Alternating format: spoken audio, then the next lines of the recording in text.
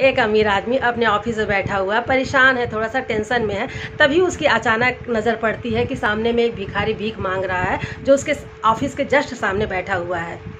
उसकी मानसिक अवस्था तुरंत ही चेंज हो जाती है और वो भगवान को थैंक यू बोलने लगता है, धन्यवाद बोलने लगता है कि हे ईश्वर, तूने मुझे इस लायक तो बनाया कि मैं आज ऑफिस में बैठा हूँ। थोड़ी बहुत प्रॉब्लम है, कोई बात नहीं, आज है कल चली जाएंगी, परंतु मैं भीख तो नहीं मांग रहा हूँ।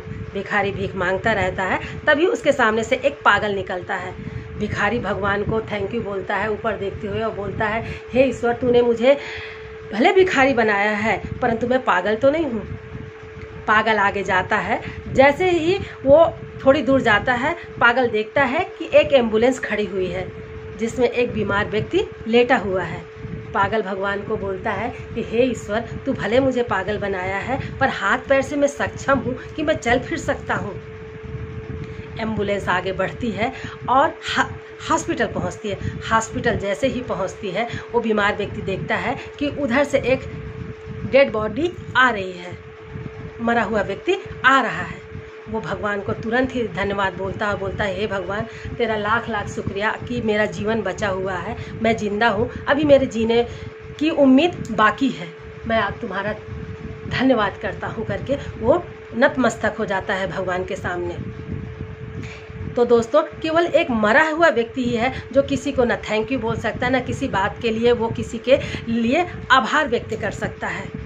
तो आप चेक करिए कि आप जिंदा हो या मरे हुए हो। यदि आप जिंदा हो तो ज़रूर आपके पास कुछ ना कुछ ऐसी चीज़ है जो भगवान के द्वारा दी गई है, प्रकृति के द्वारा दी गई है, जिसका आप उपयोग कर रहे हो और उसके लिए आप भगवान को थैंक यू बोल सकते हो दोस्त। क्योंकि हर जिंदे व्यक्ति के पास कुछ ना कुछ ऐसी भगवान की दी हुई गिफ्ट है जिसके लिए वो ज़रूर भगवान को थैंक यू बोल सकता है। हम हमेशा जो चीज़ हमारे पास नहीं है उसके लिए रोते हैं, जो हमारे पास है हम उसको काउंट ही नहीं करते, ना उसको हम जी भी नहीं पाते। जो चीज़ नहीं है उसी का रोना रोते रहते हैं। ये गलत है दोस्तों। फिर भी आप अनसेटिस्फाइड मोड पे हो, कंप्लेंट मोड पे हो, तो मैं आपको कहती हूँ कि आप इन 3 जगहों पे ज़रूर जाइएगा। फिर आपको पता चलेगा कि आप कौन सी लाइफ जी रहे हो। पहला है जेल, दूसरा है शमशान घाट और तीसरा है हॉस्पिटल। जब आप जेल जाओगे ना, तब आपको पता चलेगा कि आप कितनी स्वतंत्रता का उपयोग कर रहे हो, ईश्वर ने तुमको कितना स्वतंत्र बनाया हुआ है।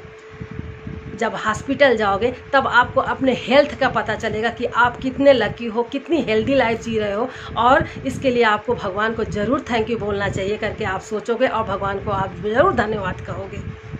जब आप शमशान घाट में पहुंचोगे और एक मरा हुआ व्यक्ति को देखोगे, तब आपको पता चलेगा कि जीवन कितना मूल्यवान है, कितनी प्रीशियस है, कितनी कीमती है हमारा जीवन। और आप ज़रूर मजबूर हो जाओगे उस भगवान को, उस प्रकृति को थैंक यू बोलने के लिए, धन्यवाद बोलने के लिए। तो दोस्तों, कंप्लेन मोड से निकलिए और एक हेल्दी हंसती हुई लाइफ को जिए।